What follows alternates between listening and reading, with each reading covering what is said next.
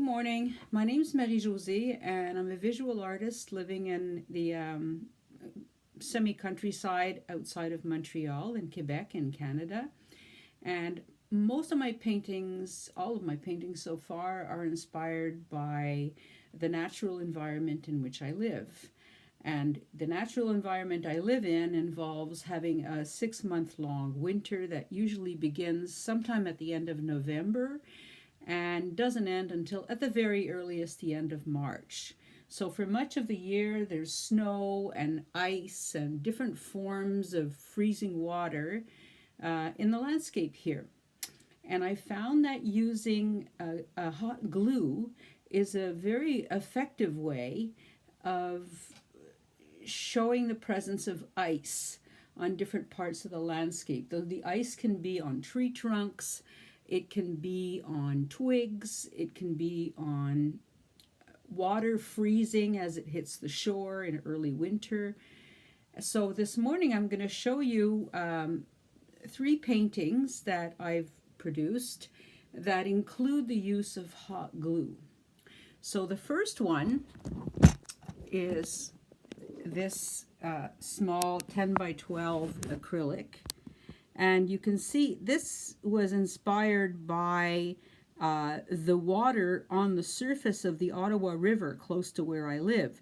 The ice was very beautiful. It was textured. There were some stones in the ice as it gelled and as it thawed and refroze. And I saw the ice through some twigs, branches of small shrubs that were on the shore. So what you see here with the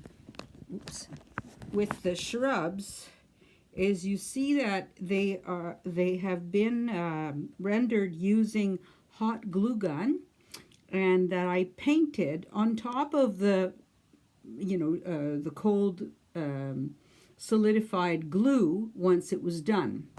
I also used the glue over painted surfaces to show how the ice had congealed on those surfaces. So I really enjoy using the glue gun. I love the effect, and it can convey like the sense of dimension that's really present in the landscape where I live. Another painting in which there is glue gun used, this was inspired by a cross-country skiing outing. I'm an avid cross-country skier, and it's a sport that I can practice like right out of my house where I live. And so one day in the late winter, the trees were covered with frost, with ice, because there had been some thawing, some freezing rain, and then some colder weather the next day. It was a brilliant sunny day, and I was inspired to paint this after my excursion. So I used a glue gun to define the branches through which the sun shone that day, and I painted on top of the glue in this particular case. The background was created by using layers of both blue, 2 shades of blue mixed very loosely, and some white, and in a very liquid form. And after that, immediately after I applied a lot of very wet paint, I put some saran wrap on top of the background to create like the effect of iciness or frost, on the background. So this is another texturizing kind of method that I really like using. The third painting that I have here is one I've done recently, and it was inspired by a walk I took. And I observed that in early winter, as the temperature gets colder and colder, the waves on the river, as they hit the shore, freeze. And as the season progresses, the waves they freeze as they attach themselves onto the previous flows that have hit the shore. So it's like the ice builds up over the course of the season.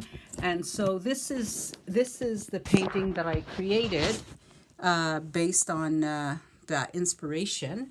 So what you see here is a rendering of the images from what I saw that day.